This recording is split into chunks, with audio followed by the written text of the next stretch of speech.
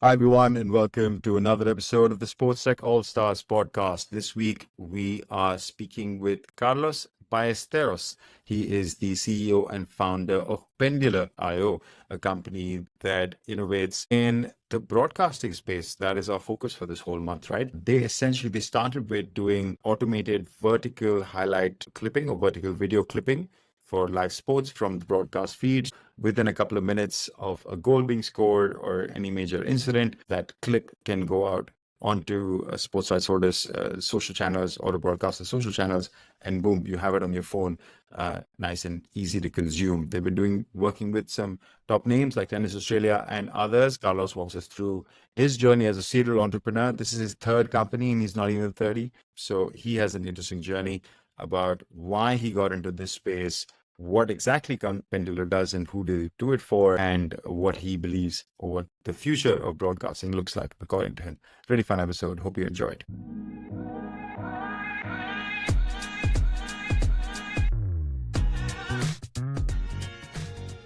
All right, Carlos, a serial entrepreneur, if I ever saw one. This is your third startup. So first, I want you to walk us through the journey of how you set up Pendular, and then tell us what exactly it is that you do. Hi, Ron. Thanks for having me. Yeah, this is basically my first startup and the good one, I hope. So yeah, basically I started launching projects and when I was 16 years old. So I started with an application it was basically an app for people that didn't know what to study at university.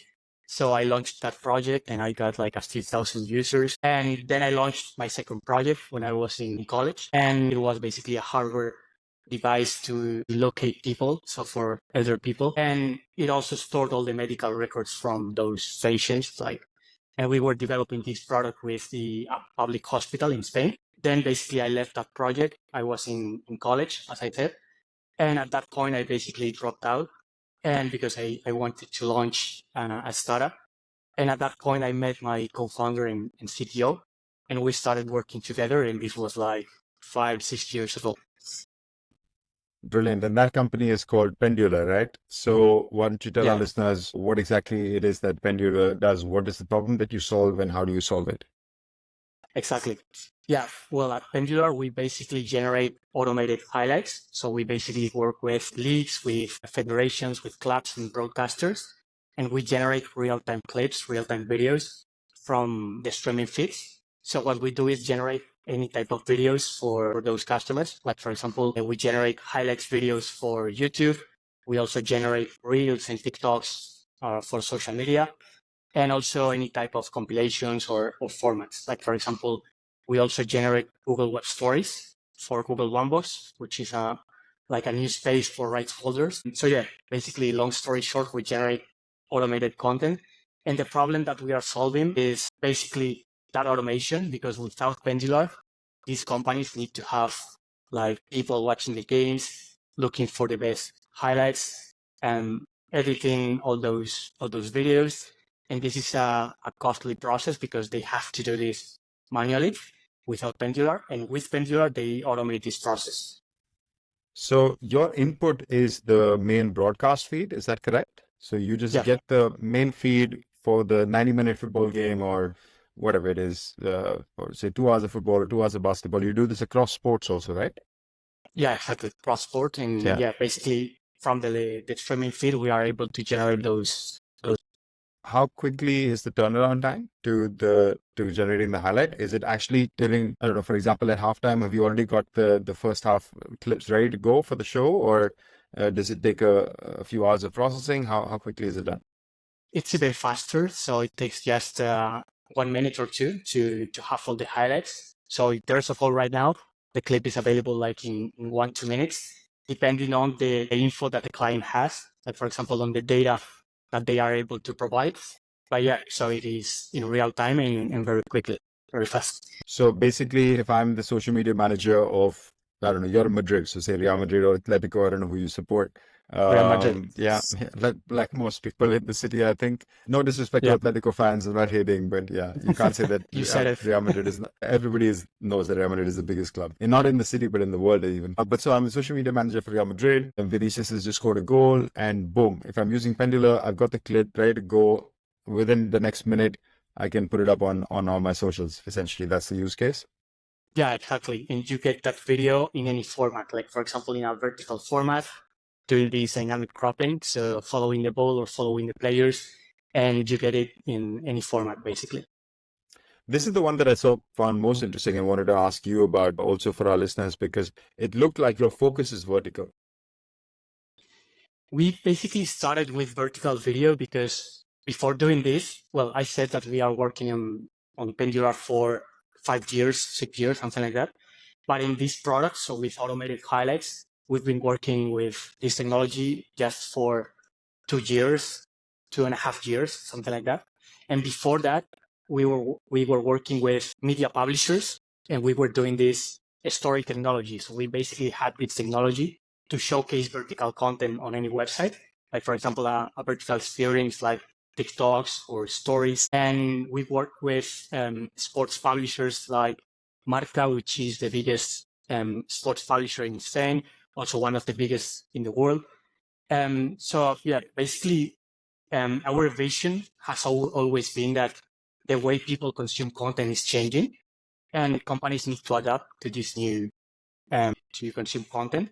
So yeah, we started with this vertical format, just because we noticed there was a need to generate vertical stories, vertical videos, and that was like the starting point. And after that, we got into any type of content, so highlights videos for YouTube, compilations, long form videos. But yeah, vertical format was the starting point and also one of the core parts of our technology. Interesting. And that's actually when I came across the company or it was shared with me. I was like, that's interesting because I like the idea. I mean, you're seeing so much more content being produced vertically, or either taking the existing broadcast feed and broadcasting it live vertically because people are like this on their phone, not like this, and it's a simple thing. Right? It's such a simple but important shift in how the consumer is consuming content and therefore how you're producing content, which is a nice little change. Talk to me about the success stories. Talk to me about who you're working with, what kind of companies what kind of sports entities you're working with over the last 5 years. Hmm. Well, for example, we are working with the Australian Open, also with Win Sports, which is a broadcaster in Colombia, also with the top women's division in Spain, soccer division in Spain, and many others. Some yet to be announced, so cannot disclose those ones yet. But yeah, basically we are working with broadcasters and also with leagues to generate content automatically. Which is, I mean, it's a big endorsement for a young company already to be working with some of the logos that I've seen on your website. How has that process been for you in terms of taking this kind of product to market? I'm always curious to hear from the seller's perspective, the startup's perspective. How open is the buyer to receiving this kind of product? Hey, bang, I see it and I want it, or no, you have to still explain to somebody in 2024 why they need vertical video content. It's actually very tough because it Okay. takes a lot of time, especially when you don't have the track record, you don't have the credentials. So that has been, I think, the most challenging part of the journey so far, because when you start talking to leagues, tier 1, tier 2, even tier 3 companies, and you don't have any success story, it's so hard to convince them even to try your technology. The most difficult one is the first one. And as soon as you have the first success story, then it is a bit easier to get the next one and a bit easier to get the third one. And in our case, the inflection point has been working with the Australian Open because it's an iconic tournament and it's a tier 1 company. So as soon as we did this work with them, we started seeing a lot of traction and the sales cycle started to accelerate. So during the last few months, even so, last 6 months or so, we've been growing a lot. But before that, it was actually very tough. But slowly we're starting to get the traction and to get the validation in the market. And by the way, I mean, you're obviously part of the latest cohort for the Australian AO startups. I know the team Marker and Todd and them quite well. And there are some really cool companies in there. 1080 Motion is a company I really like. Backfast, I've had on the podcast. 1080 Motion, I've had on the podcast. Cam.ai, I've had on the podcast. So also completely by coincidence, or this was some of them, in fact, a couple of them were before they got into AO startups. So, for me, when I saw your name amongst companies that I know well, it gives that added layer of credibility, exactly as you said. And you're up and running, and hopefully you can add more big logos to your roster soon. I want to take a step into your journey as a serial entrepreneur. I think we've set the context pretty well on what the Pendular does. It solves a very specific problem, and you're gaining traction and making your way in the sports industry. Why was this the solution that you chose? Because if I look at your track record, the two previous companies, like one was in, as you described it, in the collegiate student space. One was in like the elderly medical health kind of space, and this is in sports broadcasting. Right? How do you keep making these jumps? What did you see that got you attracted to this area? Well, when I started, I was like 16. The second project, I was 18 years old when I launched it. So I basically didn't know what I was doing. So that's the reason of that jump. Hey, 18-year-olds are a lot smarter than sometimes people get credit for. Some of them, perhaps you were. I mean, it takes a lot to start a company at that age. Sometimes stupidity as well, a lot of it, but also it takes a lot of courage, etc. So don't knock yourself. Well, it's always tough to start a company, but in those cases, basically, there was an opportunity. For example, in the second one, we had this opportunity to start working with a public hospital in Spain to develop this device to store medical records. So it was like an opportunity that we had to pursue. And now in Pendular, we basically have always had this vision. As I said, that the way people consume content was changing, and that has been the core vision, and it hasn't changed. And what has changed is basically the solution that we put in the market. So as I said, we started with this technology to showcase vertical content. And then at some point, Google approached and basically said, hey, this is cool. Why don't you try like generating vertical stories for sports entities? Because we have this new cool space, which is Google One Box, which is the first result that comes up on Google when you look for a competition, for example. And they wanted stakeholders to include content. So yeah, we started with that. And as I said, we didn't have the track record, the validation. So we started working with some entities for free. So we didn't charge anything to get the validation and understand the problem. And as soon as we saw there was a problem and there was a market fit, we went all in this sector, in this space, and we started developing the technology for about 2 years or something like that. And, it's only been like 6 months since we started signing customers. So it's been crazy, but now we are growing. Now we are signing new customers and starting to get this validation and starting to build the brand and the name. It's slowly, but it's getting easier to get to the tier one companies. And even some of them are coming to us to learn more about what we are doing at Pendular. So that's basically the story. Yeah, you're up and running. Did Google invest in you by any chance, or was it just a good recommendation? Not yet. Not yet, not yet. Have you raised any funding for the business so No, far? actually, we haven't raised any funding, so we've been bootstrapped, and that's also been a challenge because doing this with funding is, I think, a bit easier. It has another challenges, obviously, because you have to, money. You can run out of money and die basically.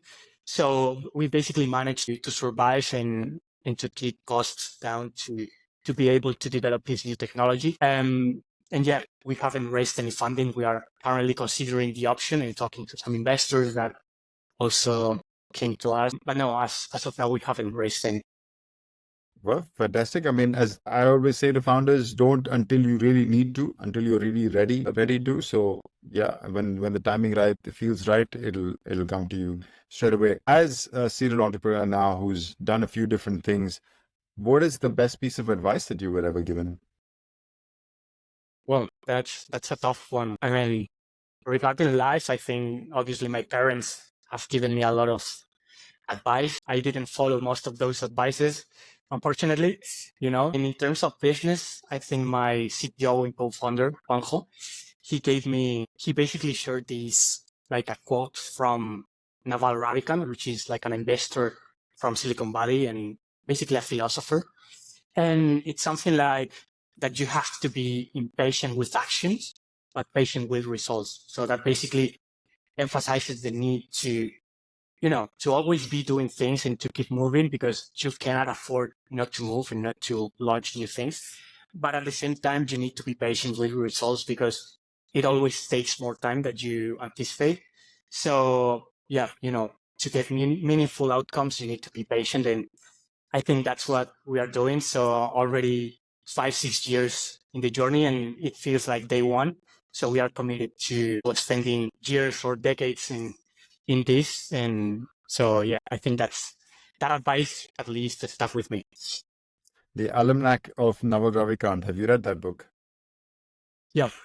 Yeah, Yeah. I think that's the one. I also read it, well, not recently, maybe a couple of years ago or something. Not the typical kind of book I would read, which is a bit like advice and a bit preachy, but I thought it was brilliant, blew my mind off. And I didn't remember Yeah. this line, but I'm sure I read it, and it's such a great line. Be impatient with action, but patient with results. It feels like a tattoo as well, no? You can get it written somewhere, or Totally. like a slogan above your desk.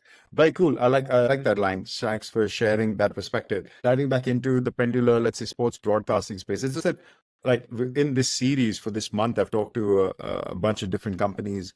Some larger players like Hawkeye, and some other startups like Tile Media, who do something, and other names as well. And which is why I'm talking to you guys, because I genuinely see this real disruption. There's so much happening around sports broadcasting. There's so many new operators who are bidding for live sports rights, not just linear broadcasters, Sky and BT and NBC and whoever else. But now there's the tech companies, Google themselves through YouTube bidding for rights, Amazon, Apple, Netflix. Then there's a lot of DTC offerings where the leagues want to figure out what they're doing themselves. It really feels like there is a lot of change, flux. The market is not sure which is the future here.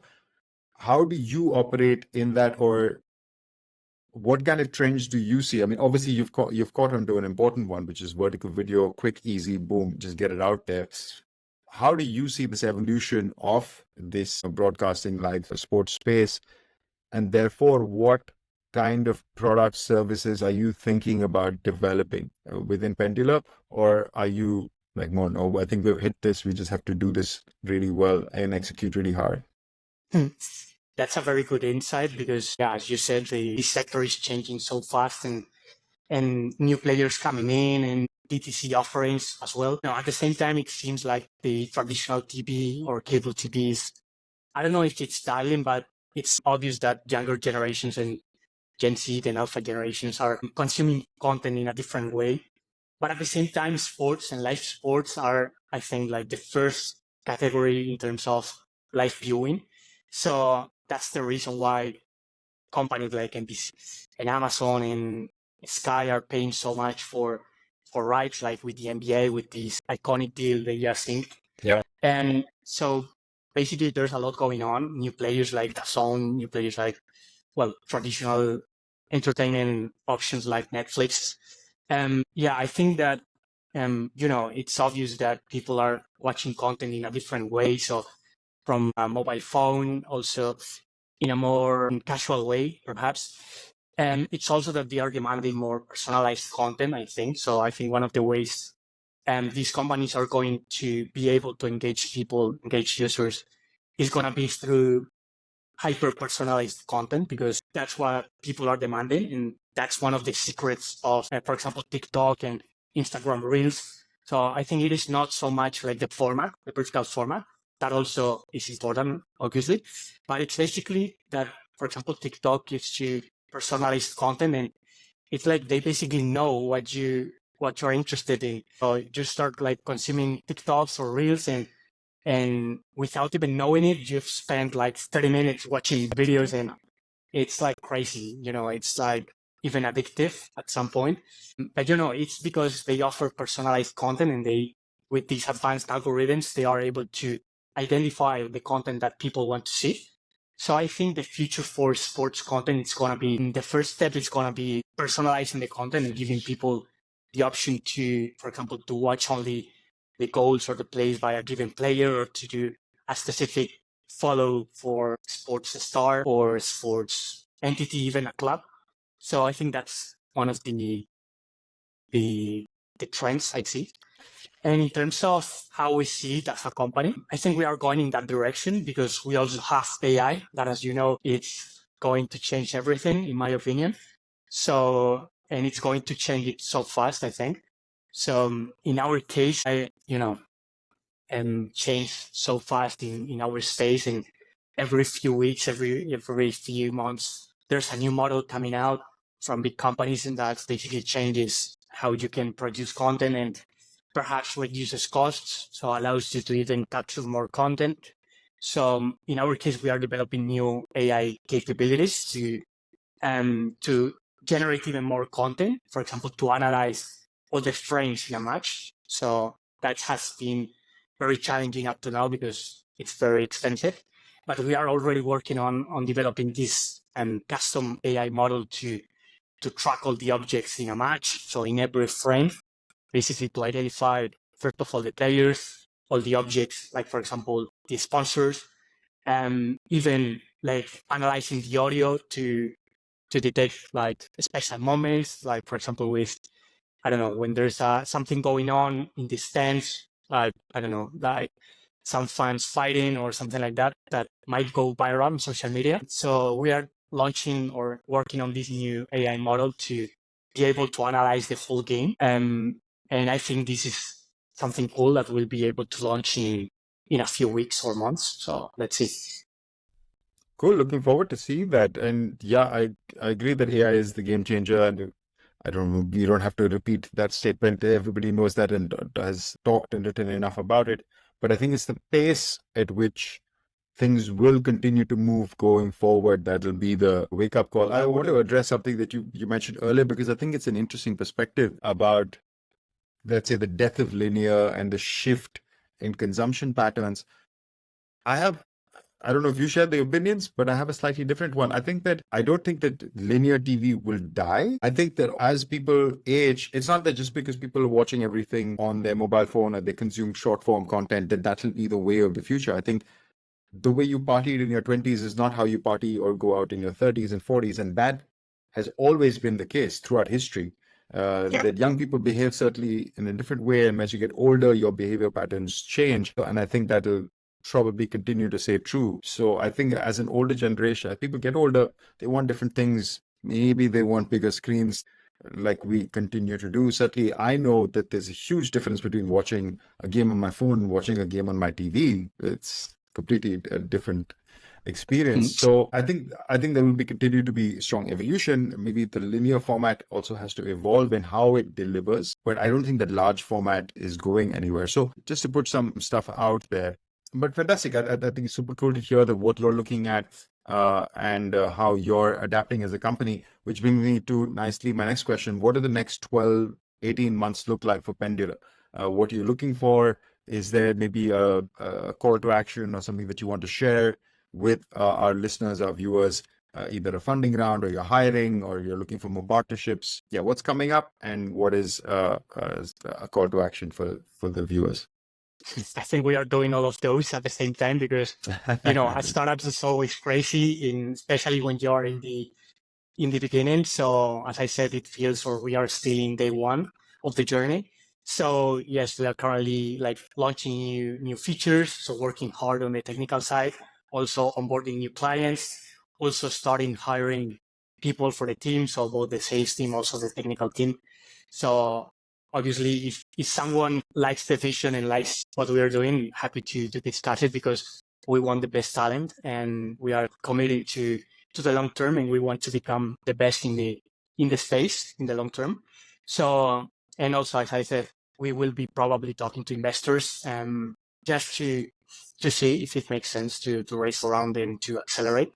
I think it will. But in terms of technical developments, as I said, we are looking into implementing new AI capabilities, as I said. So especially in terms of analyzing the full game, which is something that has proven to be challenging so far, but we are currently able to do that. And so the goal is to be able to analyze the full game and to be able to automate as much as possible in terms of analyzing everything, and also to launch new features, new products to give more value to customers, like for example, in terms of monetizing their content, which is something we are very focused on. So yeah, that's, I think, the next 6-12 months. And also in sales, we're accelerating in terms of sales. So trying to talk to as many rights holders as possible. So if any rights holder watches this interview, happy to discuss it and to talk to them. I think the life of a startup founder was best summarized by the name of a recent Oscar-winning movie, which is Everything Everywhere All at Once. Yeah, Exactly. you just got to do all of it. But fantastic, great to hear. I know you guys will keep busy. If somebody wants to reach out to you, what is the best place to do that? Via LinkedIn, via your email? Yeah, either by LinkedIn or by email, carlos@pendular.io. So either way. Super. We will put Carlos's links in the show notes. Carlos, thank you so much for taking the time to walk us through the Thank cool you. stuff that you're doing at Pendular. Before I let you go, I have one last question to ask. It is my favorite one to do. I want to know what has been your favorite sporting moment. Well, in my case, I think it has to be the 2008 Wimbledon final between Nadal and Federer. So I think it's probably the best tennis match I've seen, and definitely one of the best tennis matches in history, probably. Because, first of all, Nadal winning after losing 2 finals in the previous years against Federer. Also, both of them playing their best tennis, I think. And also Nadal winning his first Wimbledon in an epic 5-set match. And obviously I'm Spanish, so another layer of emotion, so I think it has to be that one. 9-7 in the fifth. I remember that game. It As a was Roger epic. fan, I mean, I love Rafa incredibly. I mean, full respect. But yeah, I always I'm also love Roger. a Roger fan, so yeah, obviously. I mean, any tennis fan you can't hate either of them. Maybe at the Exactly. beginning, yeah, you might have a preference, but come on, you have nothing but respect. So incredible game. Your heart broke I even love when Djokovic as of now, so yeah. a lot of people, maybe that's a controversial opinion. There are a lot of people, he splits opinion more than the others. But no, incredible game. Great shout out. Thank you for reminding me of that memory and sharing that with our audience. Carlos, it has been an absolute pleasure. Love talking to young serial entrepreneurs. You have such a fantastic energy. Thank you for sharing that little bit of advice. I'm going to recall that. Be impatient in action, but patient in results. And I think that's a great way to end the episode. Carlos, thanks for taking the time. Thank you very much for it. Fantastic. That is the end of another episode. And I believe the last one that we have in our series on broadcasting innovation. Casey might have me wrong, and she handles the programming. But it's been a really fun series. We've had a lot of cool people talking about all the latest stuff because, as I mentioned in the episode, there is so much happening in the broadcasting space. And vertical, whichever way you look at it, will be a part of that future. It's certainly different resizing formats. Pendular is doing some cool work in that space. More cool companies coming to you on this show. See you next week. Ciao. Thanks for listening to the Sports Tech All-Stars podcast with Rohan Malhotra. If you like our show, let us know and leave a review. And if you want to know more about us, check out sportstechx.com, where you can find our latest industry reports and updates. For a deeper dive into all things sports tech, check out our comprehensive database, SportsTechDB, at sportstechdb.com. Don't forget to follow us on social media. You can find us at SportsTechX on Instagram, Twitter, LinkedIn, and Facebook. Join us next time for another insightful conversation with a leader in sports tech.